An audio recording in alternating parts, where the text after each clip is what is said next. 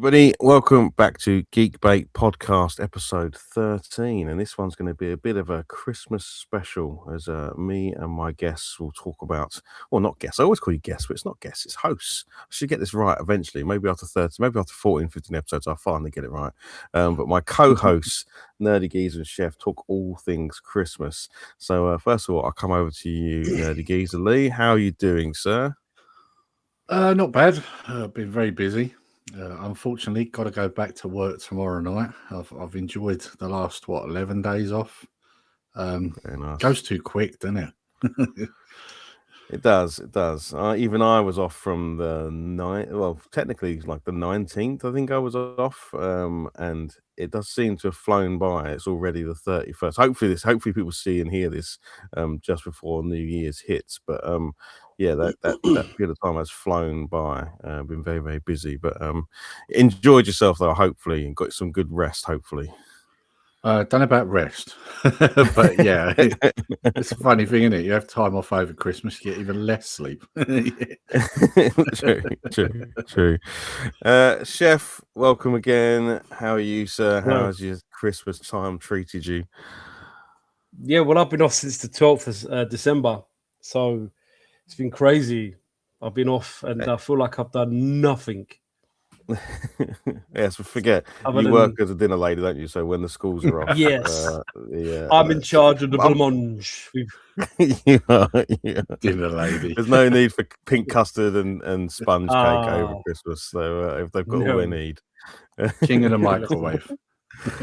But no, all the rich kids go back home to their parents, where their parents pretend to care about them before they ship them back off to boarding schools and into your care. Correct. So yeah. Okay. Yes. Yeah. They will go home and get their Ferraris and whatever it is they get bought as. Oh, Daddy, rich what? children. Good, yeah, and the same. Like I said, I had a few weeks off, but this is probably one of the busiest Christmases I've had. Whether it's visiting family or going to days out, or just obviously with my daughter at university in Brighton, shipping her up and down for various bits of Christmas, and we drove to Silverstone at one point, and I've been up and down all over in cars, and just been a crazy busy one, where normally I want them to be just sit around and do absolutely sod all for a week or so. I find this has been my busiest of Christmas, so I thought that's what we could talk about. I thought it'd be really nice for us to sort of talk about what we've been up to this Christmas, maybe talk about some of the pickups that we've had, not pickups, but I guess Christmas presents that we've had. And then after that, we can sort of reminisce of Christmases of old, because they've definitely changed. And I can talk a little bit about how I think they've changed. And you guys can chip in as well, but also talk about some of our favorite Christmases from back in the day. So maybe NerdyGeezer, I'll come to you first. Like, how was your Christmas this year? Like, did you get any cool little nerdy pickups? Did you get treated by the family? Did you treat the family? You know, what kind of went on for you for this Christmas? It was an interesting one this year, because I mean, it all seemed a bit strange, because obviously my youngest is now 17, my eldest is nearly 19. So it all seemed a bit strange, because like Christmas Eve, my youngest finished work. He only went in for a couple of hours, you know, where he works in a garage. They had to paint the floor, and then they were off, right? So that was it. And same with my eldest. And my eldest then turned up at mine. Well, turned up outside yours, actually, didn't he, Martin? Because we was all round at yours, which is another thing to add to this. We all met up, didn't we? So yeah, it was a bit odd, because he turned up, and then I think it was Christmas Eve. He said to me, do you want to do something? I was like, well, can do. What do you want to do? He said, well, I got the car. So we went up to town, or went to town, and did a few bits up there, which is probably not the best time to do it, Christmas Eve, when it's completely rammed solid with people. But so that was strange, because, you know, I felt like I wasn't walking around the town with two kids. I was walking around with two adults, and one of them drove me there. So it all felt a little bit odd, you know. And then he stayed with us all through Christmas. Went back Boxing Day. So that was nice, because I've only had my eldest, probably twice on Christmas Day, really. In the whole time, his mum's always had him. I always had him on Boxing Day, so it was quite nice.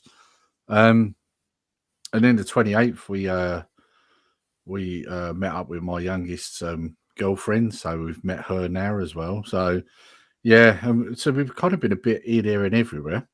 Had some really nice bits. I've got a new Atari game for my Atari 2600.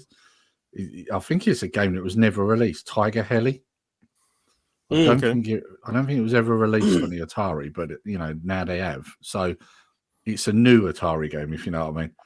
So I got that out for my youngest. My eldest got me, a few bits. God, he spent too much money. He asked me what I wanted, and I gave him a list of like 3 or 4 things, and he decided to get me all of them. So, yeah, so I got a 4K of Star Trek: The Voyage Home, which was one I needed on 4K. A couple of Street Fighter figures that I didn't have in the set, so I've been collecting them. And then me and Mrs. always do this thing where we set a budget, but I always go out of my way to go over it. And it's become a kind of competition, if you like. And she well and truly beat me on it this year. She bought me several things. I've got a couple of vintage Sonic McDonald toys, which are really cool. From 1993, they're really cool. But the main thing was that she handed me this big Christmas card. I opened it, and it's tickets to go and see Bon Jovi next September. So nice. She well and truly beat me. Like, it's really nice. Where's he playing, Lee? Is that a Wembley thing? Is it a London Stadium thing? It's Wembley Stadium. Wembley Stadium, nice. Yeah, so that'd be nice. Obviously, I mean, I've never really been to a proper concert, to be honest. So it'd be different for me. I anyway, love it. Yeah, but, yeah. Have you got? But this is the test. Are you standing or seating? This is. I think we're seated. I think we are. That's nice. Yeah. Get a bit too old for standing. yeah. I always look whenever I've got to go to concerts. Also went to Iron Maiden and a few others last year, and I always look at the standing area and go, "Oh, I wish I was down there." And then I think, maybe for the 3 hours they've been stood there, maybe I'm okay sitting up here in my nice little seat. yeah, that's true. That's cool, man. That sounds like a really, really nice. Chef, what about yourself? Christmas was crazy. Lots of running around, lots and lots of gifts for everyone. Switch 2s. I got a new rucksack. I was after this rucksack, which is one of them. But I didn't expect to get it, so I was really happy with it. I've been using my Gundam bag for so long now because I've had it for quite some considerable amount of years. But I got a new rucksack and bits and just loads of stuff in it. Really, just loads of more stuff that we don't really need. We just seem to be collating stuff. You can big up the rucksack, Chef, because I bet it's not just a basic rucksack, is it? Come on, it's probably some fancy brand. We all know you, Chef. Come on. What is it? Wait there, because I can't move. I've got the headphones in. I'll grab it so you can see. Great for Okay, so we'll try and describe this to you, audio listeners. As Chef goes to get his, Balencia or whatever, Valentino or whatever this is, for the. Oh, there we go. A Ralph Lauren. Of course, it's a Ralph Lauren. Yeah, of course. Yeah, covered in little ponies. Covered in little pony. I wanted this one, but it's not cheap. So I put it on my list, but I didn't really think I'd get it because I don't really need it. Yeah. We don't need this stuff, do we, guys? We can use a carrier bag. We can use a carrier bag. But yeah, no, I don't like that. It's good. Yeah, you know me, mate. Can't help it. Jolly good. Yeah. For myself, Chef, was you cooking for Christmas? Come on, surely you must have cooked for Christmas. At me mum and dad, because my kitchen is not finished yet. So it was very busy. Very, very busy day. But you know me, I got it all sorted out. We're all good. I wasn't sure whether you get the Christmas off or whether you do cook for Christmas. I wasn't sure. Being the chef. It's always been my dad. Yeah, it's always been my dad. My dad's a really good cook. My old man was a butcher back in the day, so he knows how to pound his meat and whatnot and do bits and pieces, shall we say? Yep. And I'm sure taught his son well by the sounds of it. Of course. So yeah, it's just one of them, innit? And New Year's is the same. Boxing Day is my mother-in-law's birthday, so we went out for a lovely meal. Normally have a barbecue on that day, which is hilarious. Nice. But yep. Yeah. I know a lot of people it. that do. My other friend, he's also called Martin. He always has a barbecue has done a barbecue on New Year's Day and stuff. Like it's just like a thing people do. Yeah, isn't it? nice. So it's actually my mother's birthday on New Year's Day as well. Nice.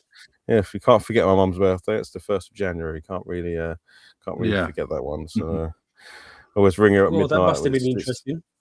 Yeah. Well, I ring her at midnight. I basically go, "Happy New Year, and happy birthday." So you get 2 birds with 1 stone. It's always nice to. I thought it was worse, Martin, being pregnant and drunk on New Year's. Do you know, like one of them ones, which I know never happened. You know, like just I didn't think about that. Yeah. The grandmother giving birth on New Year's Day. Yeah. I don't know what time she was born. I'll have to see if she can remember what time she was born on New Year's Day. So yeah. For myself, like I said, all over the place. We actually had Christmas Day away for the first time. We were at my wife's sister's house for the day. Funny thing there is we sort of packed up the car. So we had Christmas morning together here, opened all our presents, and my daughter was back from university, and so we had a nice family, like all of us together Christmas morning. And then we sort of packed the car up for midday, drove over to North London. So it was driving through London, which was always actually Christmas morning. It wasn't actually too bad. It worked out okay. So about a 40-minute drive. Got there, and classically we forgot the cheeses. Everybody, oh no! The one thing we were bringing, apart from ourselves and our gifts and everything else, is we were bringing the cheese board for later on when you're playing games and all that. And we got there and hadn't brought the cheeses, so I jumped back in the car, drove all the way back across London, picked up the cheeses, and then drove all the way back across London again. So I did 3 trips, 3 trips to London. That was a nice way to spend the day, but that's okay because I just put the tunes on in the car and I was bopping away to the tunes whilst cruising through town. It was all right. So Martin, did you obviously you drove past the home of the Premier League, that being Arsenal Stadium, I take it? It looked like it was under renovations, mate. It didn't look Pride of North London. Yeah. So but that was it. Then obviously, a very nice day there. I think there was like 15 or 16 of us for dinner, and then afterwards it was silly games. I actually watched the NFL. I really like the NFL, and there's always a Christmas Day game, so that was quite fun to watch. It's unbelievable, really, how the Americans love it so much. They will give up but I think they don't see Christmas Day as big as Thanksgiving. So, but they're all out there. Everyone's dressed up. Everyone's at the game, spending their Christmas Day at the NFL, watching it and everything, can get involved. So it was like a good fun thing. And obviously Netflix have it live whilst it's on, so we kind of watched that as well. But yeah, just a nice Christmas Day all together. And then we kind of had our Christmas Day on Boxing Day. So the day after, got all the family together at our house, and then went through our presents, went through, had a nice lunch together and all that. And then we went to Silverstone. So this is something we've not done before. We jumped in the car. Like I said, I did a lot of driving over Christmas. We jumped in the car, and my wife had bought us tickets. My daughter's massive into motorsport, like big F1 fan, does go-karting, just loves everything about racing. So she's never been to Silverstone before, and they were doing a lap of lights. So essentially you drive to Silverstone, you drive onto the actual racetrack, and you drive around at about 5 miles an hour. It really was just like your car's idling over to move you around. But they have all lights displays up, so every corner, every straight, obviously you have everything named, then has some sort of display or something going on. You cruise around and you just look at all the lovely displays. So that was really nice for her to go and do that. And you can tune into a local radio station that's playing Christmas music and has announcements. So we got to do some announcements to Faith, over the radio. She was really chuffed about and excited about that, hearing her name being talked out on the speakers of Silverstone and things like that. So she was really happy with that. So that was something completely new. Never done that before. We always do. I don't know if you guys have done this, but there's always the light walks. You ever done like Leeds Castle or Bedgebury or I'm sure they're all over the country, basically, where you go to an area.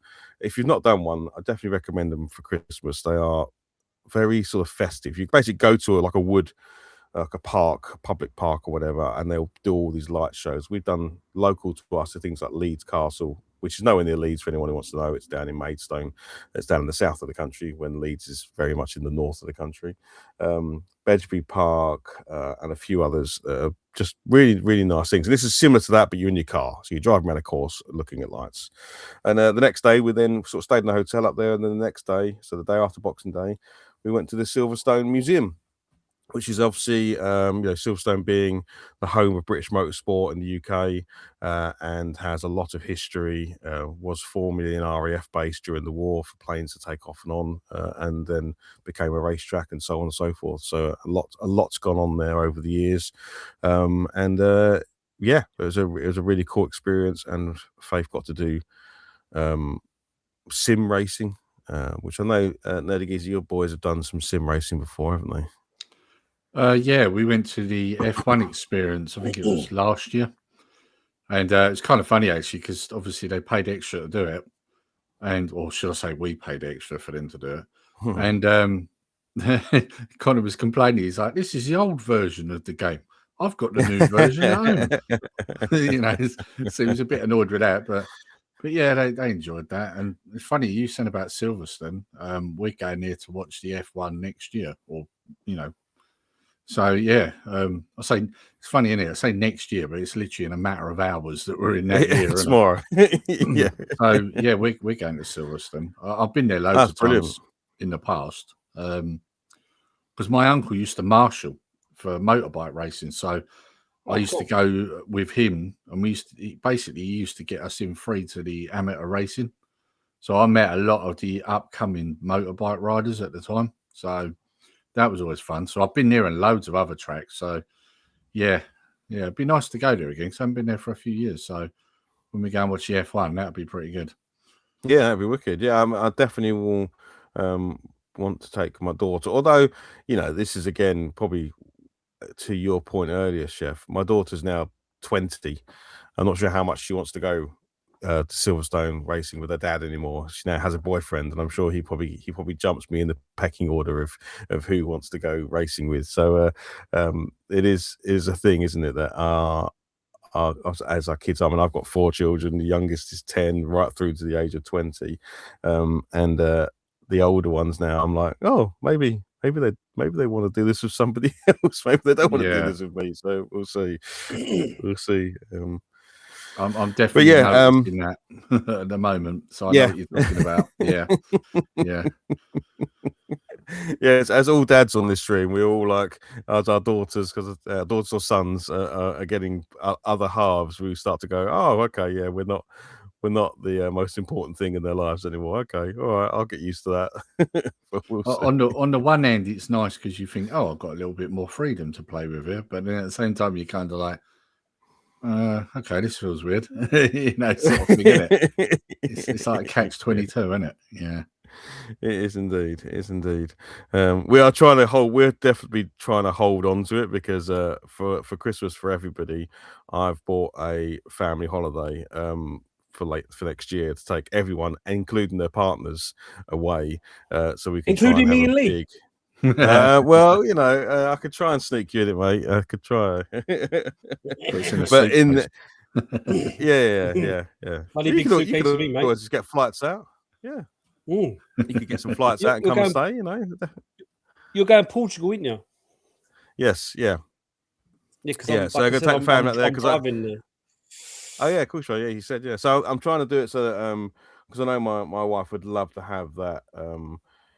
It's the image of that kind of big family all together, our children, and with those that have got partners, all around a big table, all having a big meal, all enjoying themselves. So, it's probably going to be one of the last hurrahs of trying to get everyone together, because I do think after that, I think people will start to move on a bit more and do their own thing. And so that should be good. But yeah, overall, like a really nice Christmas, lots of moving around. I got some great presents.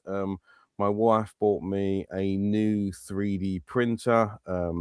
So I have I had two printers already. I had an Elegoo FDM printer, which prints the filament type of plastic, and then I had an Elegoo Mars 4, which was for resin printing, which is pretty good.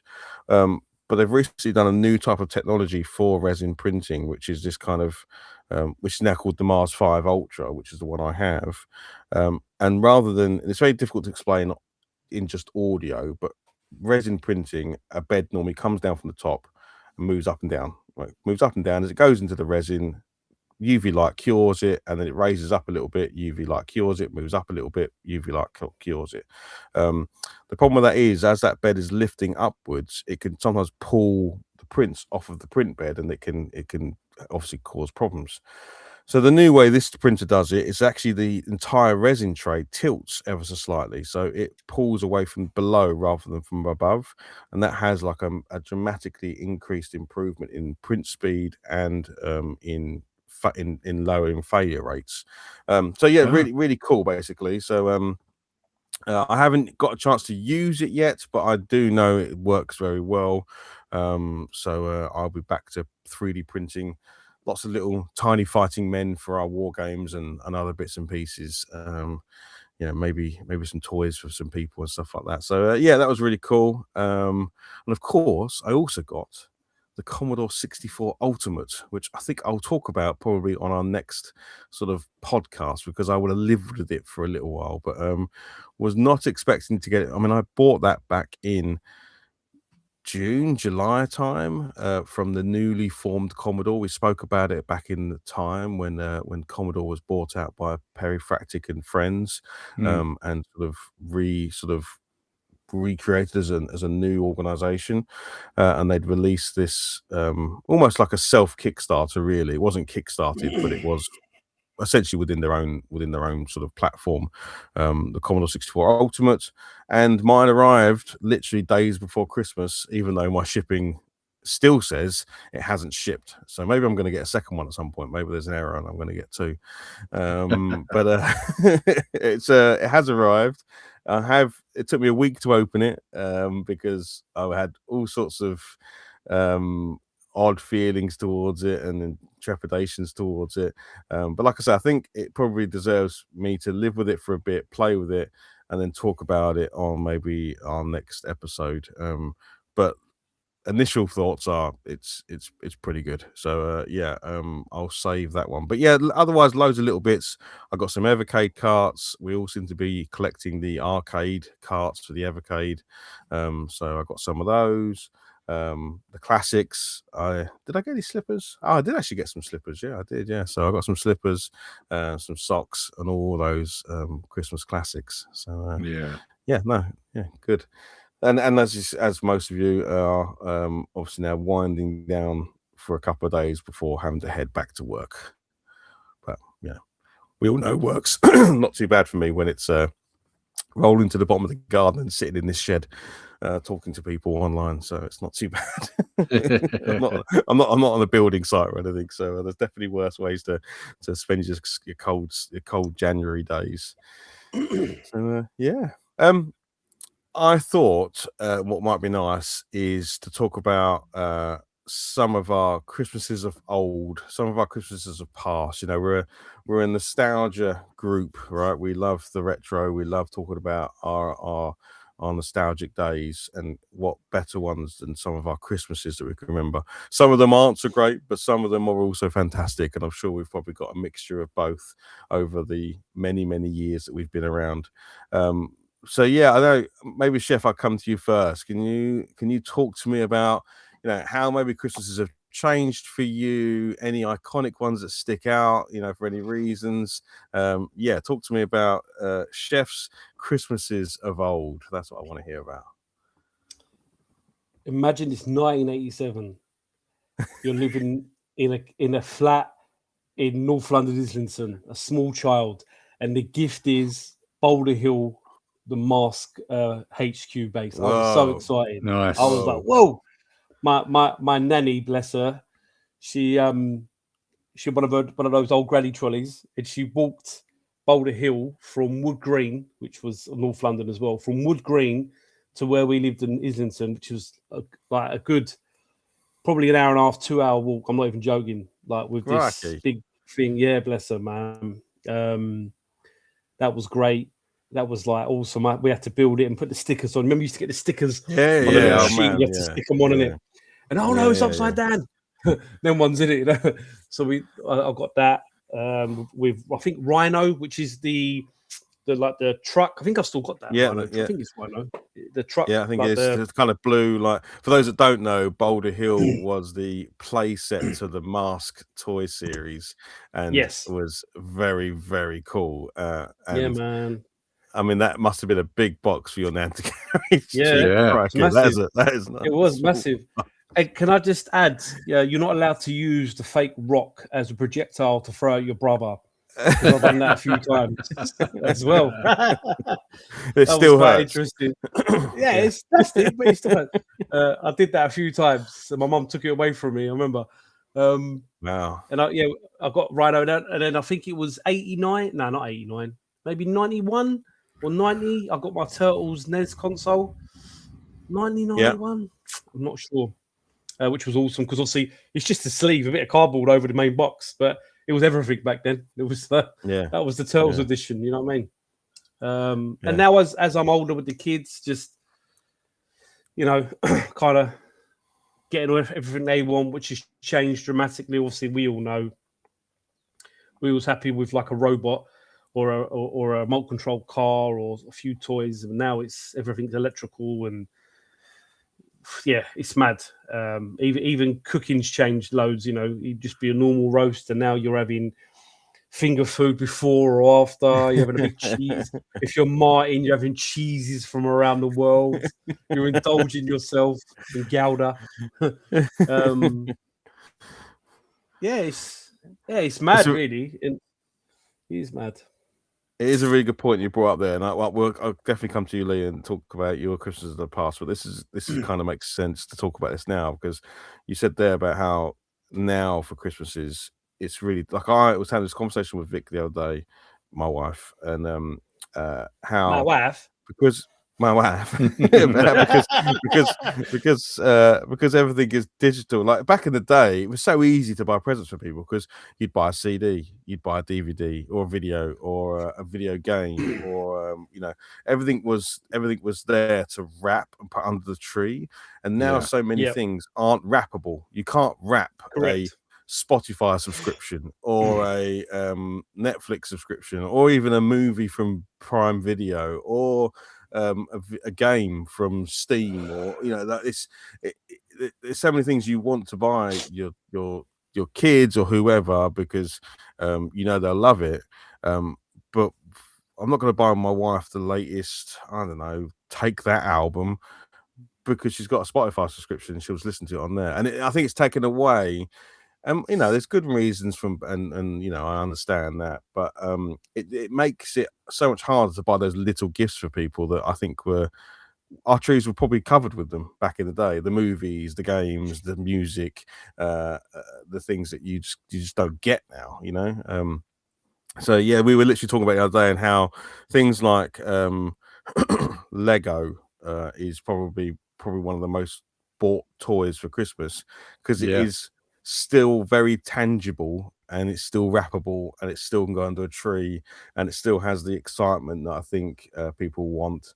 But there aren't many things like that I could think of that were still, that sort of physicalness to them, especially for young people, because yes, you can buy us old men who love nostalgia an old NES game, but probably not an 18-year-old or a 15-year-old or a 12-year-old who's not really interested in that sort of stuff. So the limitations of tree gifts is becoming more and more, I think. I don't know, NerdyGeezer, do you think the same?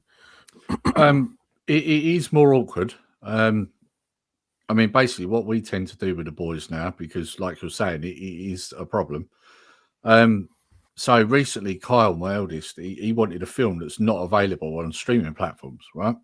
So, for example, I actually got him that on physical media, as well as a few other films, because there's quite a few films that aren't available on streaming platforms, so you can kind of get around it to a certain degree. And of course, you know, Blu-rays, they're pretty cheap to pick up. You know, don't have to be new, do they? So there's that, but also clothes is another one because, you know, they both love their clothes. Most teenagers do, don't they? So that's always a good one to go with. But what we normally tend to do is we give them, for their main present, is money. So we give them their Christmas card, and we always put the Monopoly money in it to let them know how much they've got, and then we just transfer it to their bank account, and then they can get whatever they want with it. So it's, yeah, to answer your question, physical presence is a little bit more difficult, but I suppose there are certain things that will never change, like you said, Lego, for example. But, you know, in people who are a bit older than that might not be into Lego so much, you know, clothes and maybe certain physical media, because they can't watch things on streaming. Because this particular film he wanted, I should add, was a film that he enjoyed as a kid. It was Real Steel, you know, the one with the robot fighting. Oh yeah. Good film. It was that film, and that's not available on streaming platforms. So Is it not? That No. surprises me. and as a result, you pay a little bit more for it, because, you know, like normally you go to CEX and maybe pick up a Blu-ray for like £2. This one was about, I don't know, £5 or £6, you know. So it was a bit more expensive because they know, didn't they, it's not available, you know. So I wonder why that's not on streaming platforms. It's not a controversial movie or anything. Is it? I guess maybe the licensing. it's probably a licensing thing, and this is the problem. This is a problem with streaming. See, licenses get in the way of things. They really do. Yeah. So yeah, that's how we get around it. Yeah, it definitely has changed them. NerdyGeezer, what about? Go on, give me a heartwarming story of Christmases of past. Well, the only one, I'll be honest, I don't really remember a lot. Like, well, you know how it was when I was a kid. Wasn't the greatest of upbringings, but one that springs to mind was we was walking along in Woolworths, and I remember, like, in Woolworths, we used to pick up a good majority of Star Wars toys from there. They're in Nuxie Toys, you know, in Gravesend, and I remember us walking along and seeing the big Ewok village, right? Huge box it was, massive box in Woolworths. And I think it was in a sale, because I think it was around the time when Star Wars stuff was starting to come down in price a bit. You know, the films were done, you know. And I'd collected all the figures, but didn't have all the play sets. And I remember walking past it and didn't really cotton on at the time, but obviously my parents were making a bit of a thing about it and was looking at it.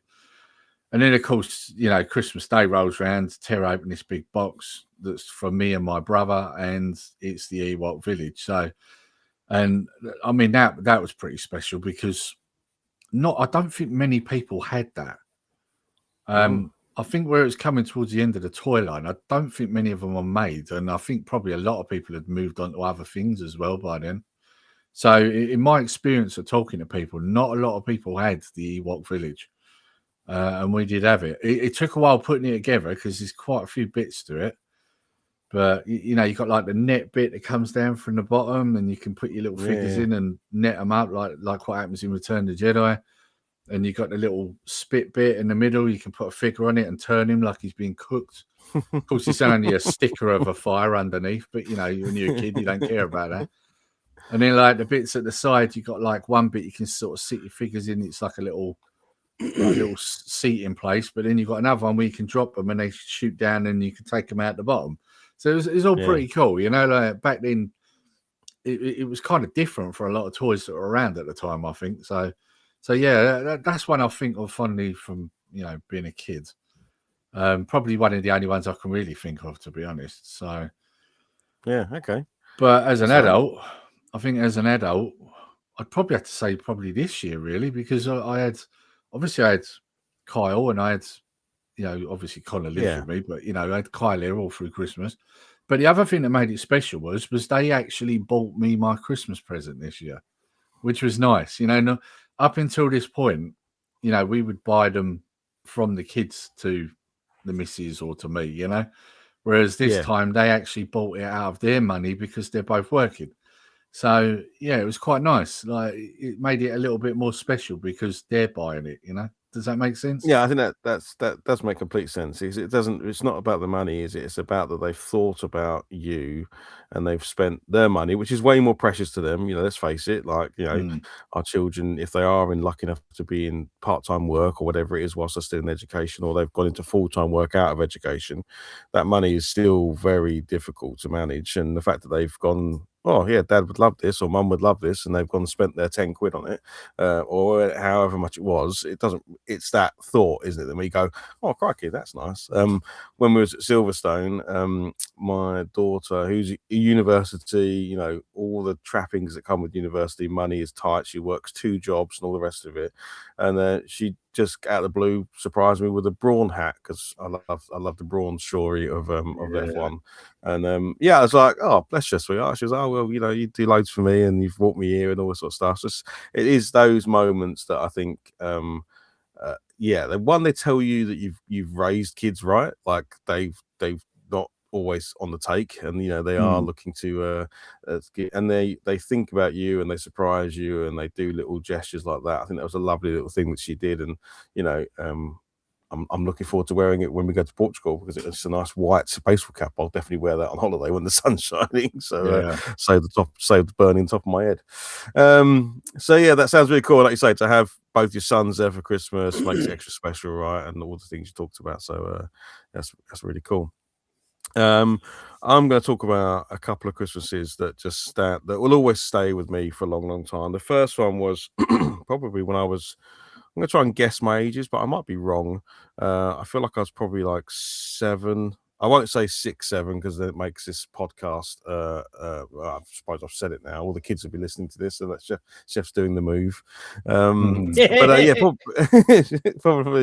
Probably about that age. When I sat down Christmas morning, mum and dad, brother, sister, they're all opening gifts, and I seem to be, I was always raised to be grateful for everything I ever got. So I would sit there and I just noticed I wasn't getting many presents. Like everyone else was getting loads of presents. Mum and dad were handing them out. Dad was always Santa, is always handing the presents out from the tree. And every now and then something would come my way, and it would be like a box of chocolates or a pair of socks or something. And my brothers and sisters are opening like all the cool stuff, like the toys and all. And I'm sort of going, okay, well, that's all right. Maybe it's not my year this year, or maybe I've not been as good or something. You kind of have those thoughts as a kid. And we got through every present, did them all. The tree was now bare, and I was sat there with just a couple of bits and pieces, and I was happy. I was like, okay, that's it. Of course, inside a little bit sad, but okay. And my dad said to me, right, Mark, go and get the Hoover so we can hoover up all the rubbish from doing the tree. And I've trundled off under the stairs. I've opened the understairs door to get the Hoover, so we had a little cabinet underneath the stairs that go up. I've opened that door and grabbed the Hoover, and as I've opened the door, I can see this beautiful black and white Rally Piranha BMX that's under the stairs. But because I was so I don't know if I was innocent, whatever it was, I ignored the bike. I just took the Hoover out. I just because in my head I'm like, well, it wouldn't be for me, so that's just like that. So I just took the Hoover out and I closed the door behind me. And my dad went, "You're all right?" And I just literally burst into tears looking at my dad, because in my brain I was like, "Is it for me? I hope it's for me. Maybe it is for me." And I just stood there and cried, holding the Hoover in my hand. And my dad then obviously said, "It's for you," So I reopened the door and got my Rally Piranha BMX out, which was, if I remember rightly, the fastest BMX on the planet. I'm pretty sure, if I remember it from back in the day. So that was a really special one, that. And I rode that bike up and down our street and around the houses where we lived. Obviously, it was a different time back then, so you could ride on the roads without really any worries. You certainly didn't wear helmets and all the rest of it. But I rode that bike to death. I loved that BMX. Like I say, it was a black and white Piranha BMX with the sort of cream, like tires used to be obviously like a black surface, but they had like a cream on the inside, almost like the sidewall of the tire was a different color. It was I can remember every element of that bike. It's was such a cool thing. So yeah, that was a big Christmas that I remember very, very fondly, of getting my very first proper bike. You've actually stabilized and all the rest of it. You've actually just unlocked a memory of me, actually, because it's made me Nice. realise that one year I got a rally burner. It was second hand, but that was one Christmas. I'd completely forgot about that. It Nice. was taped in black bags to the table. So I remember coming down in the morning and thinking, what the hell's that monstrosity? You know, I think I was probably about 7. Yeah, and I remember that was my first bike. Well, first proper bike anyway. And yeah, much like yourself, I rode that to death as well. So hello. That's nice. What's this? That looks very similar to what my bike would have looked like, but a bit more modern. That's a rally Piranha 1984. It says for £567.70. Well, all best offer. Well, the one I've been looking at, the rally burner I had, which was red, I think it was a Mark II. It goes anywhere between 500 to 800 quid. I've been looking at them. I'd love to have one again. I do miss that bike. Yeah, I have looked in the past, but that is pretty much the bike, Chef. They look like they've changed the stem for the actual seat a little bit. But there you go. Yeah, mine didn't have mags though. It had metal rims to start with, and then I bought mags for it. Yeah. For those listening, there we go. Chef is googling current prices for the market for those two bikes, the Rally Piranha and the Rally Burner. But yeah, it was so cool. Another one was and I don't know if you guys will remember yours, but the first console I ever got was unboxing the Super Nintendo Mario All Stars box, the yellow box for Christmas. That was such a I think before then I'd gotten like the Commodore 64 and other bits, but that was the first time when it felt like I'd made it. Like, oh my god, I've got the arcade at home. Like the Super Nintendo was such a massive system when that came out. I skipped the NES because I'd already had obviously the Commodore 64, and then I'd moved to Amiga. So the NES was not something that I would ever really desired. Like my cousin had a NES, and I used to play it at my nan's when I used to ride that bicycle to my nan's regularly from home, so when I got the Super Nintendo, it blew my mind, and I got it, and then I got that and Street Fighter 2, and on Christmas Day, I remember sitting in my dad's chair, and he fished out some. In my head, I think it was like a 14-inch telly, but the reality is it was probably a 10-inch or something. It was probably a tiny little TV because they weren't. I mean, a 14-inch TV back in. When did the NES release? And I think this was like 2 years after might have been a year or 2 years after the Super Nintendo came out. But it was probably it was a black and white telly, that's for sure. So it was a black and white telly, and it was like a 14-inch or probably smaller TV.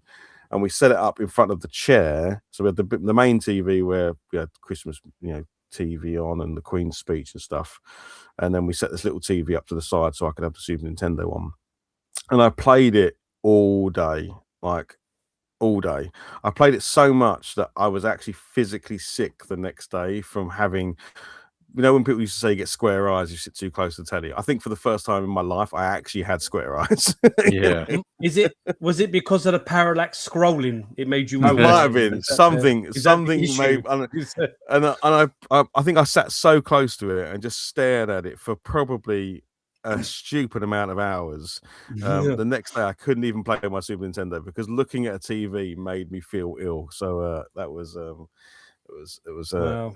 But it was totally worth it, man, to play Super Mario Land and to play Street Fighter 2. I mean, playing Street Fighter 2 for the first time on your Super Nintendo was, you didn't think life was going to get any better. It was like, this is it, the arcade. Yeah. Why am I ever going to leave the house again? Because I have Street Fighter 2 at home. There's no need to go anywhere. Well, the thing is, and there's always a funny. Yeah, go on. It was so close to the arcade, wasn't it? I mean, that's what made it so impressive, wasn't it? Yeah. 100%. Like you fired it up, and you could definitely pick holes in it if you had the arcade next to it. But for a young person who didn't even get to play Street Fighter 2 in the arcade because that took money, so you had to have money to play it. Like you couldn't just rock up. Maybe, like I say, I used to hang out at a local cafe, and in the hope that I might have a little bit of pocket money left over, or there was a free credit left in the machine, or someone wanted to do a bit of 2-player action and they'd pay for you to play because they didn't want to play against the computer. They wanted to beat up a kid. So they just put it in there for you. So when you got it home, that was it. Like, you were like, life does not get any better. I do remember a funny story with my dad. So he's always been a gamer. My dad is nearly 80 years old and still plays video games regularly. And when he first looked at Super Mario, I was instructing him how to play the game. And he, first level, runs to the right, jumps over a few things, and there's a little bit of water. He jumps into the water. And in that version of Mario, you could press jump to keep swimming. You could you could bop along on the water.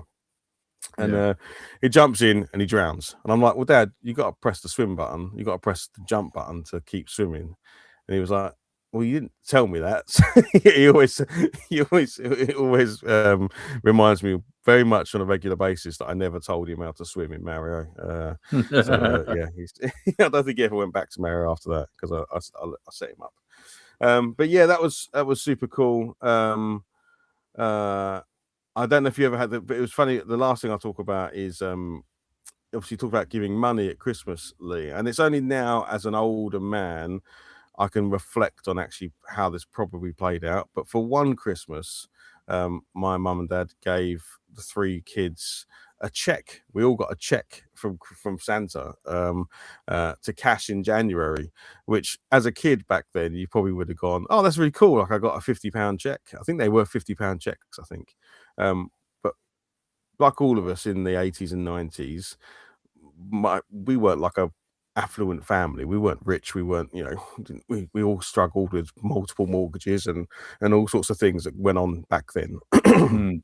And my dad would often work on Christmas days because it paid double bubble, triple bubble, whatever they called it, and things like that. So I now know in my head that must have been tight, but they wanted to give us something, and they played it as we've given you a check so you can go out in January in the January sales and buy loads of extra stuff, which is probably very sensible. Like, of course, we all know stuff's cheaper in January, but the reality is that it was probably a very, very tough time on that year. And I don't actually remember which year it was. It was probably, I'm going to say, I think I was probably maybe 9 or 10 or 8 or 9 or something like that. Like, I don't feel like I was in my teen years, and certainly my brother's 6 years older than me, so he must have been he must have been like 14, 15. I think that probably makes sense. But yeah, looking back now, like, that's a problem they tried to solve. We haven't got any money, but if we give the kids a check and post date it for January, they can cash it in January and go to the January sales and buy all their Christmas gifts. But as a kid back then, you kind of opened that present and went, oh my God, I've got £50 I can spend in January when I go to Nuxley Toys or wherever and literally empty the place with £50 worth of toys. So it does make you think about how, as a parent, you navigate these situations, good or bad, right? It's every Christmas is different. And yeah, good times and tough times back then, right? There was all sorts for people. So those are 3 Christmases that certainly stick. Certainly the first 2, the BMX and the Super Nintendo were huge for me. That unlocked any other memories for anybody? I love it when we talk about this stuff because it does trigger stuff when you're talking of things that happened. Well, when you spoke about bikes, I remembered what my first bike was, and I've just put it onto onto eBay because I'm a little bit younger than you two, dear chaps. Yeah, you are. Only slightly. And that was my first bike, which was a Rally Wildcat because it looked like Street Hawk. Yeah. Yeah. Is that the one with the little sound thing? Yeah, look, you could just sing on the look at that. That's it. Yeah. And that's £353 and 50p on eBay. How is that cheaper than a Rally Burner? But these are like your bikes were BMXs. They were proper BMXs. This wasn't. Yeah. I mean, if you took the frame off, I guess you could say it's a BMX. But you couldn't do anything with it because all the framework, all the plastic would just break in it if you did anything like Would stuff. you? Do you know what I mean? And if you bought one now, the yeah. plastic would probably be so brittle if you brushed up against it, it would just shatter. So Don't it's like do not breathe on it. Don't even look at it. Just admire it from a distance. Yeah. No? God. But yeah, I do Sometimes- remember those bikes. People pressing the button, and you get like the speed sound, and it's just like in your head. In your head, you were Street Hawk, so it was it was in fun. my head. I was Jesse Mock. That's right. Yeah, that's right. Yeah, I think we all Absolutely. thought we was, didn't we? I remember my nan for one of my birthdays. She actually bought me one of the sound modules that you could attach yourself, and I had it on the handlebars, and you had like a switcher to change between the different sounds, and then a wire with a button on your handlebars. You just pushed it, and so you pick what sound and then push the button. So that's how normal bikes got around the problem. You know, you had the bike that had it already built in, whereas we had to buy the modules separate and fit them. You know. Yeah, I think we got. My parents got it from Toys R Us because I remember it was wrapped up with like a Henry wrapping paper, but parts were wrapped up. And it had Henry wrapping paper. I remember it. Henry? Is Henry in it? No, not Henry. Jeffrey. Sorry, Jeffrey. Henry. Oh, from Toys R Us. From Toys R Us. Sorry, Jeffrey. I was thinking Hoover then. I was thinking you had like a Hoover wrapping paper. I was Hoover. confused. I was like, I'm getting confused. I'm getting confused with Stranger Things in Henry. I'm sorry. Were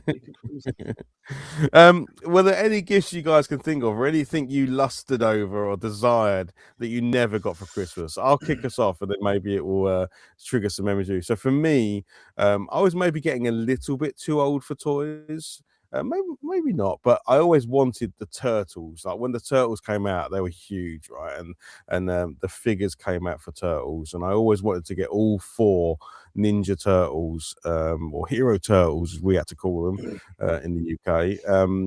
And I did get them, but I got what you get if you go to Nuxie Toys. So I got 4 turtles that were the knockoffs that you get from Nuxie Toys. So they weren't the officials. They didn't come in the blister packs. They came in like little baggies with cardboard tags at the top stapled on, and they did look like the turtles, but you could tell they didn't move the same.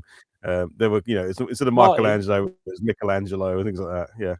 Were they Teenage Mutant Terrapin turtles? Like what were they? They probably were like Samurai Turtles or something. They didn't quite have the same name, but I never got them, the actual turtles, because again, as a kid, and I'm sure you guys are the same, you never would have said to your mum and dad like, "Oh, these aren't the real ones. I don't want these." I'm sure kids today would do that, but back then I went, "Thank you very much. That's amazing. I can't wait to play with them," even though they weren't the officials. What turtles? So yeah, turtles is one. One thing I'd like to add there is if you still got them, you probably find they're worth something, because some of them knockoffs are actually worth quite a bit. You know? They are. Yeah. Unfortunately, a lot of my toys went to the skip back in the day. Like I had all the He-Mans, everything. So they all. God. I wish I'd known what I know now, because I would have kept them all. But unfortunately, a lot of my stuff never made it. But yeah. So was there any toy that you lusted after, guys, that you never got? NerdyGeezer, or anything that you was dreaming of? Everything, pretty much. I mean, the problem was money was really tight when my old man was around, but obviously even tighter after he went. So yeah, I pretty much wanted anything that was available and never really got it. So a lot of disappointing Christmases and disappointing birthdays. In fact, quite a lot of birthdays where I didn't get anything. So yeah, this is one of the reasons why I started. I mean, I'll say it on here. I lied about how old I was so I could do a paper round. We've all been be there. 11 to do a free, one of the free paper rounds. We had to deliver 300 papers. I lied, said I was 11 when I was 9, and that was why I was so eager to get a paper round. So that, then I had money and I could buy these things. And you were saying earlier about consoles for Christmas, and I never had a console or computers for Christmas.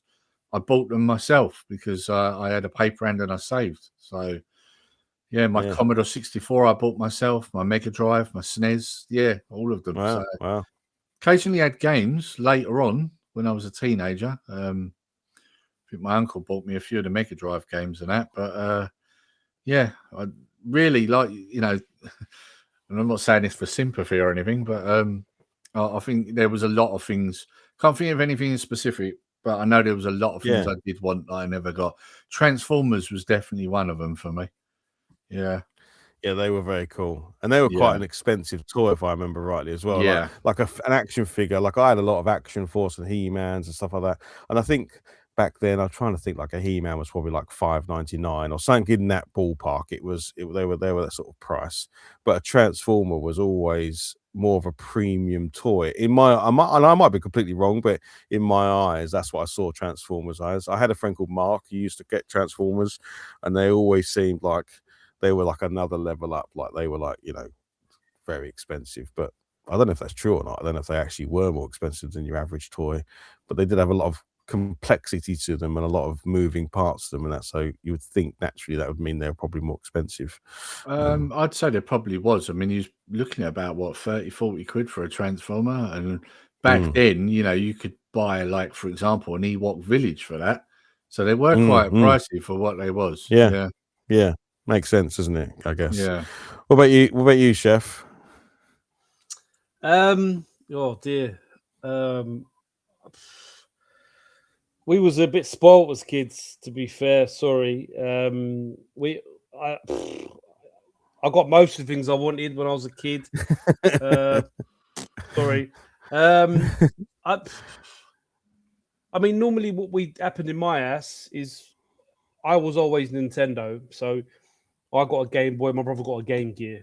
I got the NES. He had the Master System and the Mega Drive. That's how it went on. My brother's 5 years older than me, but he had a Spectrum. Then he had an Amiga. But I always had like the home consoles kind of stuff. I mean, I wanted a Neo Geo, I guess, but that was when I was a bit older.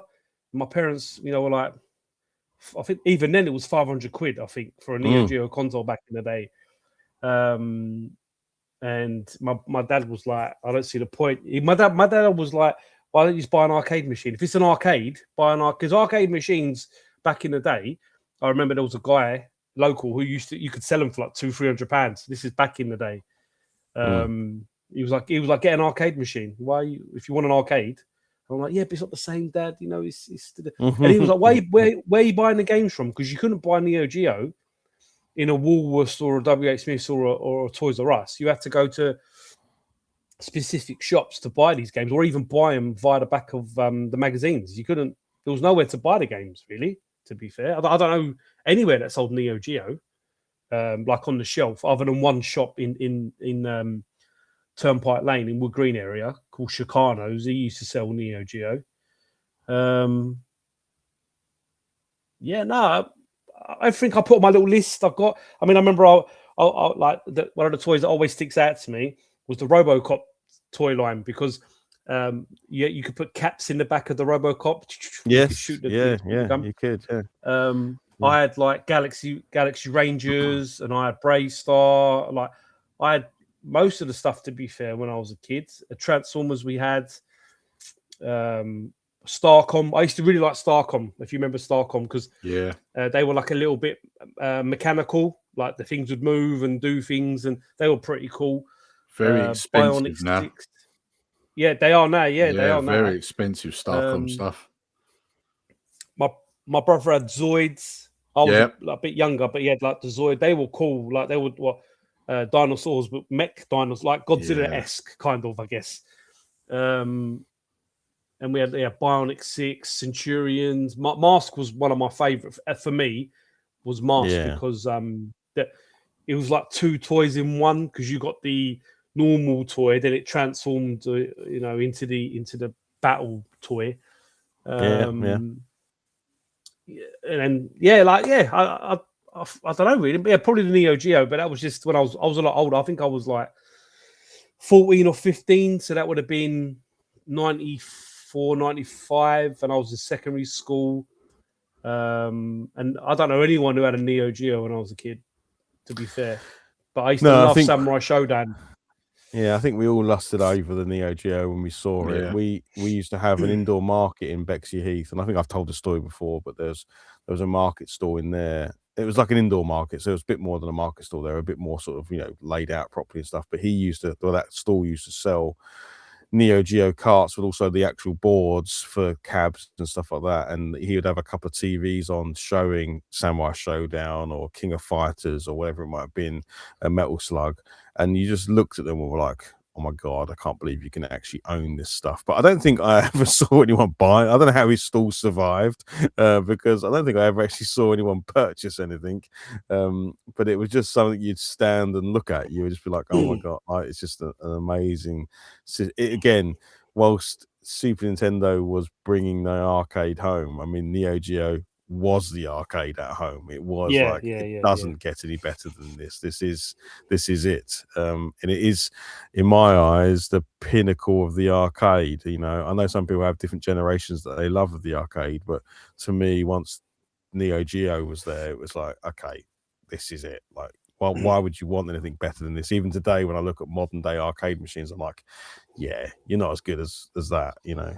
It's like the games, Martin. You look at the games for the Neo Geo, Metal Slug has aged beautifully. Yeah, like, it's not like it just looks so nice. In the King of Fighters games, they look like if you play a King of Fighter game, the backgrounds are beautiful on it, and the foreground and everything else. And went like my favorite game was Shock Troopers because it had like jungle music in it, like proper like jungle music. And back then you were like on your. Well, I had a 21-inch Philips TV in my bedroom. I'll never forget that because all my mates had the 14-inch and I had a 21-inch in my bedroom. And I used to play all my games lad. And then as you got older, I think I got it on the Wii Virtual Console Shock Troopers, and I had it blaring on the TV. And my wife was like, "What are you doing? How old are you?" I love this. This is the song I wanted to play. Yeah, it was mad. And now I play it on the Neo Geo X through my big TV, and it's just, it's mad. Well, of course, a lot of them games you just said are on the Evercade. So yeah, I've been buying them. So yeah. And I think that's why everyone. Why we have recently, as a group of friends and stuff, have been talking about the Evercade is just for the arcade carts. You know, that seems to be the new meta, is collecting the arcade carts rather than just getting every cart. But Rare collection is good as well. Yeah. But yeah, I think that's certainly a grail, an unattainium, a lustful thing. The Neo Geo back in the day was I could have written to Santa 1,000 times. I would never have had a Neo Geo under the tree. No matter how much of a good boy I'd been. It was like I say, and even though we all had very different Christmases, different experiences, I think they have definitely molded us into who we are today, and we've all seemed to come out the other side pretty level-headed. Like, all three of us had pretty different backgrounds to each other, but we've all seemed to be in a pretty good place, right? So we've all we've come out straight. So whatever upbringing we did have got us to a good place, which is we always have to be thankful for, you know. Cool. So I think next is really just to talk about plans. I mean, this time of year, people always reflect on the previous year and they think about their futures. I'm not really a New Year's resolution type guy, but it's always nice to look forward. So I don't know, Chef, anything you're sort of hopeful for 2026, thankful for in 2025, things you might want to change, do? I don't know. Yeah, let's take a moment to think about what is Chef's 2026 going to look like. Wow. I don't know. It's like you were saying about the kids. Like, my oldest is 21. She's 22 in March. 22 years old in March. Yeah. My God. You know, and she's driving herself. She's wiping her own ass now, her backside. You know, like, it's fantastic. The world is fantastic. The youngest is 15, going to be 16 in September. You know, Dory, I think Dory's 10 this year, my parrot. It's nice. Good times. Yeah. I don't know, mate. Just continuing doing things like this with you guys. I love doing this. Hopefully come back with a bit more with the channel. finally get my house finished, which is really on the way now. Like, oh God, it's taken so long, this house. Oh my God! I don't wish I don't. I don't think you're ever going to finish here. a house. I Oh my think God! you get to a point, and then your move this year. I reckon 2026 has got Chef moving on it, because I don't think you ever finish houses. I think you just move in. Oh my God! Get them to a state and then move on to the next house. Do you want to hear something so like crazy? And I can't believe my wife said this to me. Where I live in Epping, which is quite a to-do area. Like it's not cheap to live around here. My wife was like, oh, "Yeah, what?" And there's me living here, and and my wife was like, "Oh, you know they're doing a new house scheme, first time buyers," and I'm like, "What do you mean first time buyer? This is like house 9 or something." She's like, "No, not for us. We'll buy a house for Talia, but we're moving it, did it?" Because I was just like, "What?" I said, "We haven't even finished this one." Like, I was like, "No." I said, I like this year. I have to get my games room. Like, I am sick to death of having my stuff everywhere. Like, I mean, to be fair, I could put it in the loft. All right, like my loft is fully floorboarded, all that, but I want to turn that into another bedroom, a bedroom / office for my missus. So and Talia, because obviously she, for art and stuff. So that's why I've not done it there. But yeah, just push the channel, do a bit more on the channel, loads more gaming, because I feel this year I haven't done enough gaming, to be honest. Just been busy with work and life. Just enjoy gaming, enjoy life to its fullest. Get out, play some golf, get Martin out, play some golf with Martin, because Martin went golf the other day. I was very jealous that I didn't get to cuddle you and whisper things in your ear how to play golf. I was very jealous. But no, yeah, just I've had a great year, and we've had a great year, the three of us. And next year is going to be even better. And I look forward to it very much so. Yes. Hopefully progress from making pink custard and sponge to maybe the burger grill. Do you reckon you can do that in your... I tell you what, like there's the cakes now, that the coconut jam sponge, the classics, the jam roly polies.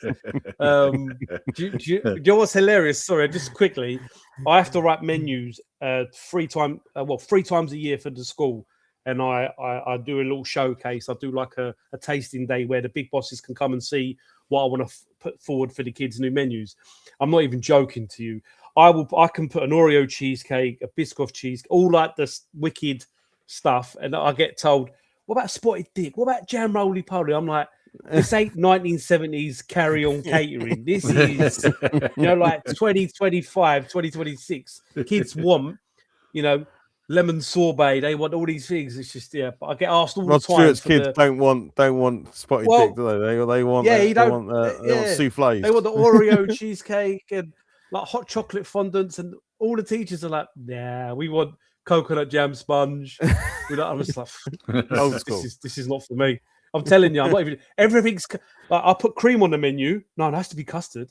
I mean, what's wrong with cream? No, it has to be custard. Everything's custard, which ain't even funny. It's the truth.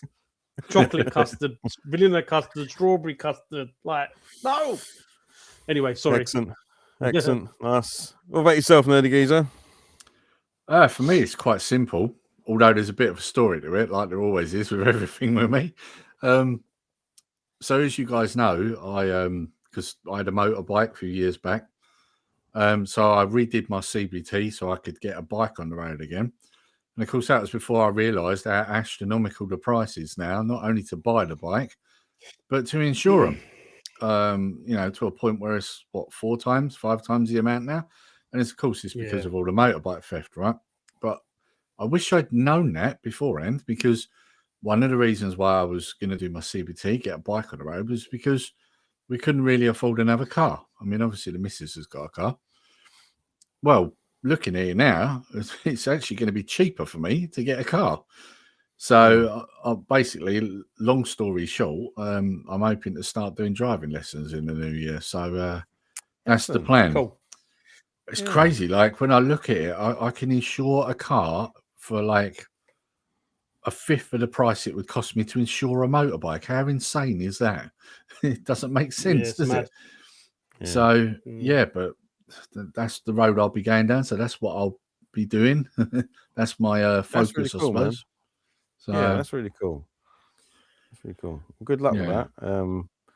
that. It's a daunting thing to take on when you've not done it for many. I mean, I'm not sure I could pass a driving test now. I consider myself a very safe driver, but even driving tests have moved on over the years, right? It's a lot more in depth than what it used to be back in the day. So yeah, that's a good challenge to have given yourself to do. Yeah, definitely. I wish I'd known this sooner though, because I mean I shelled out £200 to do my CBT and £200 on bike gear, and of course none of it's going to get used now. So, so you know that was a real kick in the teeth. That could have bought me a few lessons, couldn't it? Yeah, definitely. Yeah, because yeah. Have you seen how much lessons are now? Yes. Yeah, having craziness. just put 2 children through their licenses, I absolutely know how much. Because of course my youngest, he's taking lessons at the moment, and the price of them now, Christ. Yeah. And they, I mean, I don't know. I passed, Chef. I don't know if you can remember. I passed after 11 lessons. I had 11 lessons and passed my test. Oh and that was wow! it. I was driving. So I don't know how many you had, Chef, but I know with my daughter Faith, I think we were into 60 plus lessons. I think at like £30 each or whatever it is they are. I can't remember. But it was a lot. It was just it gets a lot very quick, So yeah, Chef, I remember because my parents. I mean, I had my license. I had my my license. I can't think of provisional license at 16, and I had motorbikes. Well, not motorbike. I had a moped first, and I had a 125 Aprilia SR Valentino Rossi bike, which was lovely. Yeah, I remember them. Beautiful. It was only 125, but it looked like a 250. He had all the body show. He was slow as hell. Anyway, but I was my old man had loads of vans. So when I used to go and work at his butcher's, I used to drive the vans in the courtyard, in the car park. Yeah. So I could drive. I say I could drive. I knew the essence of driving, and my parents bought me. I don't know if you remember these bundles. You'd get 10 lessons from AA for like, I don't know, 150 quid or wherever it was. And I was adamant that I wanted to pass after the 10 because I think then it was like 11 or 12 pounds. Oh my God, I can't pay that. Like, it was crazy, like, to think then what it was. And I passed after my 10 lessons because I knew how to drive, if that makes sense. I knew the basics anyway. And, as you know, when you're in a lesson, in a test, you have to make sure you're moving your head, looking at the mirrors and stuff and all that crap. And it's going to be quite a challenge. To think. It's going to be quite a challenge for me because obviously I'm used to riding a motorbike, which is very different. Feet and hands do different things. So what I would say is I actually think that you'll be better because you'll be more attuned to your aroundness, so you'll be more aware of everything. Whereas I think in a car you kind of take everything like now, because there's so many sensors and lights and stuff, you're kind of not as aware. And I think you'll be a little bit better at it. But what I will say as well, what doesn't help is obviously Martin drove into London-esque. I drove into London a few times recently. There's loads of 20 miles an hour, which catch me out because the areas that I used to live in were all 30s. And now they're 20, and a car's not built to go 20 miles an hour because if you're an automatic, he wants to change gear or he wants to be like, he doesn't really know what he wants to do. Yeah. Which is interesting. But you'll be fine, mate. You'll be fine. Doesn't help when you're driving a 500 brake horse car, whatever it is you've got. Oh, it's not really,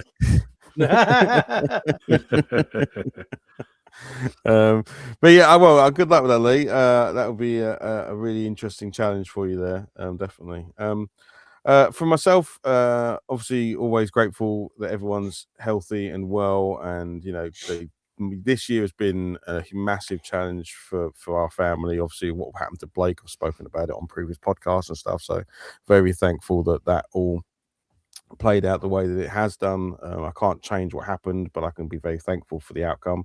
So I would like a quieter 2026, if I can be honest. I'd like we've had a lot of issues this year, and that would be nice if we could have a calmer one. I bet we won't. You know, life continues to throw different challenges at you. So all I hope is that we can weather them, and I hope that for everybody who's listening and stuff, and for you guys certainly as well. But yes, children all getting older, all potentially moving away, and then our youngest two are getting into those more difficult years. Clark goes to secondary school, Blake goes into GCSE years, you know, so there's some big challenges there. Faith coming out of university, what's with her next, you know, James potentially joining armed forces, all these sorts of, there's a big things going on, let alone what we do. So you know, just you know, I'm sure like every family, there's always ups and downs and challenges, and just you just have to you get through them, right? That's what we do. So yeah, I mean, as far as like hobbies are concerned, I think, but much like yourselves, I've got to the point in my hobbies where I have everything I'm ever going to need. Frankly, I don't need to buy things. What I need to do is spend more time enjoying the point of getting them in the first place. So if I was into tabletop gaming or video gaming or painting or printing or whatever it is, now is the time to go, right, okay, I've got that awesome collection I always wanted of this stuff. Now play with it, now use it, now enjoy it, now become better at it. You know, for my painting, for instance, why don't I become, you know, really focus on the stuff I've got and get really good at that, you know, learning the games, playing the experiences that we've got. That's what I want to focus on for 2026, rather than amassing more of it, because I have enough of it that I'm ever going to need. So I think that's for me going to be a change, and you know, keep doing this podcast with you guys. I do enjoy it. I love our little chats. It doesn't even feel like we're doing a podcast. It feels like we're just getting on a call with each other and having a good old conversation. And the fact that some people will listen to that and enjoy it and maybe give us some comments and feedback back and share their own stories. Hopefully this has triggered memories for people. That's what I really want. I want people to listen to this and then they have that, oh yeah, I remember when I got my first bike. Oh, I remember when I got my first console, and that Christmas and this Christmas. And, you know, this is a time of, it's great to reflect on those, because Christmases are magical. They are 100%. And I genuinely hope it has brought up some interesting thoughts for people to have, and then also then look into what comes next year. So all of us reflect on ourselves and then think, what could I change next year? Like I say, I'm not a New Year's resolution guy, because to me, tomorrow is just another day. It's not New Year's Day. It's just Friday, whatever it is, Thursday, whatever tomorrow is. We're at that point of the year where I can't actually remember what day of the week it is. That's something else you do when you get older at Christmas. But it is, you shouldn't just wait for a new year to change something that you want to change. But I get, for some people, it's a good trigger to have. So yeah, that's it for me, really. Yeah, just keep doing what we're doing, but enjoying what we have is something I really want to do, you know. Are we gonna touch on Stranger Things since it is Christmas? I'm gonna say we wait. I'm gonna say just because we've kind of hit that time, and I think we should watch the finale, and then we should do a full wrap up on finale. So next podcast. Because I think that might, for some of us, it might make or break it, right? Because I'm in a really good place with it, and I'm a bit apprehensive about the final. I'm really hopeful for the final, but I think we could talk about it as a whole thing, because I think we'll all have opinions of all 5 seasons, and maybe specifically the final, because I think that will, for some, it'll either be amazing or won't. Let's put it that way. So yeah, I think that's be a really good thing. We can get into depth on the next podcast, because I think otherwise we won't give it justice for this. But yeah, let's do a quick roundup. NerdyGeezer, anything going on with yourself channel wise? Anything you should be keeping an eye out for? It's funny, I go backwards and forwards on this all the time. So, as you know, I've got 3 channels. One of them is obviously my main channel, but I decided to keep the other channels going because for example, you know, if I do a pickups video, I might show you like games and figures and stuff and films that I've picked up. But if I want to go into depth with them, like a figure or a film, then it will go to one of them channels. You know, that's what I've decided to do. But it'll be less regular content, right? So obviously, at some point, I'm going to do an unboxing on my collectibles channel. I'm not going to say what, but I will be doing an unboxing at some point. Other than that, just, you know, normal sort of videos on the main channel, you know. Yeah. As I do them. I suppose there's going to be an Atari video at some point because obviously I got that and I haven't really showed that. And obviously I've got to do a video for me Christmas gifts as well because a lot of retro goodness in there. So yeah, absolutely. So yeah. Nice. Cool. Well, I look forward to it. More unboxings, few game reviews over the years, I'm sure, and other bits and pieces. So pickups and all the rest of it. That's good. Chef, what about yourself? I want to try and do a pickups vid. I've got like a load of stuff from this year that I've not shown. I've got to sort out swap shop as well for end of January because that'll be going again. That's about it, really, mate. I mean, maybe a bit more stuff with you guys. Yeah, that's about it, really, mate. Just show off some bits and pieces because I've got some crackers this year that I've not really spoke about or I haven't shown it either, really, to be fair. You've got a lot of stuff. That'd be good. It's stupid. Oh, yeah. It's crazy, really. It's mad. Even last Christmas stuff I didn't show. And I got an awesome Goliath. Oh my god, Gargoyle Goliath, the main character, like a figure. A NECA figure. I want to say NECA. I'm not 100% sure. Yeah, it's NECA. But it's in the like Mega Drive box, Lee. Right.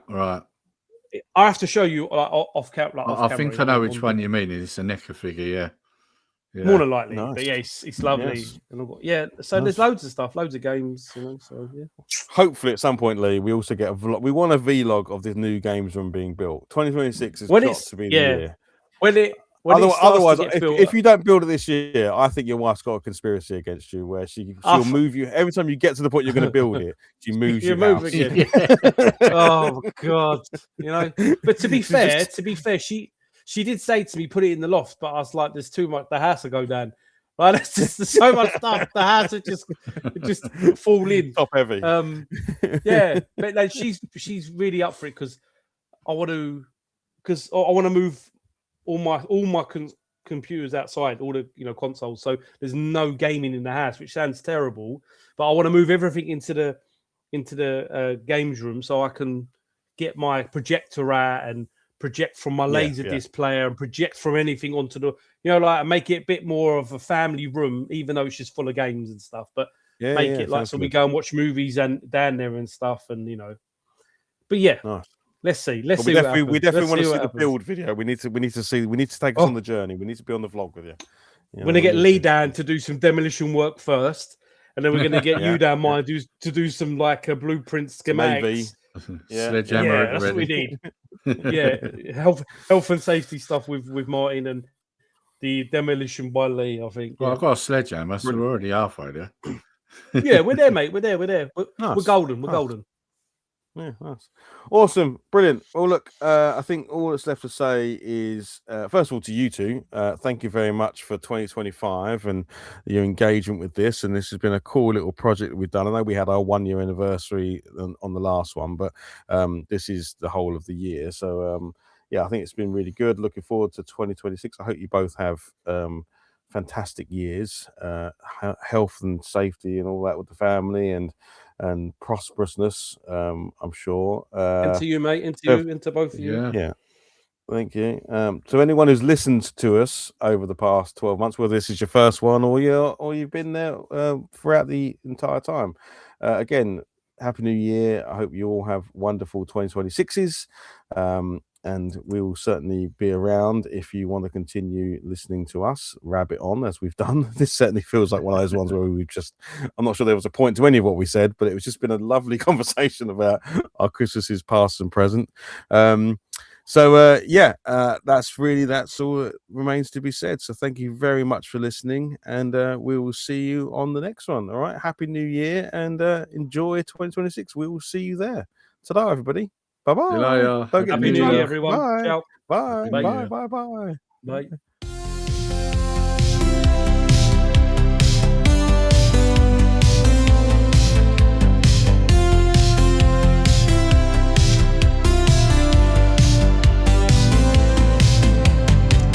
Grab your joystick and let's explore pixel worlds behind that door. Dice are rolling, the board begins. Nerdy vibes for the wins. It's Geek bait, we're hooked for sure. Talking passion, pure and more. Movies, comics, games collide in this retro neon ride.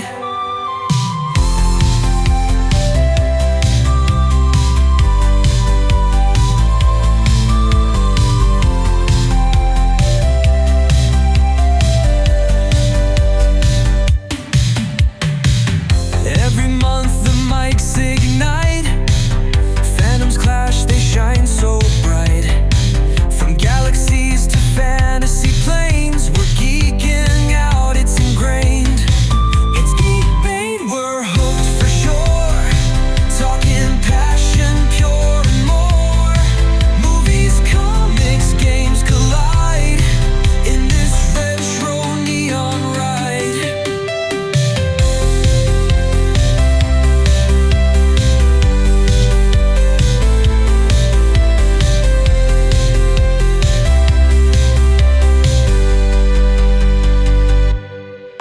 From cardboard pieces to virtual zones, the nerdiest fuel we've ever known. Laughing loud with geeky flair, three friends bond in the air.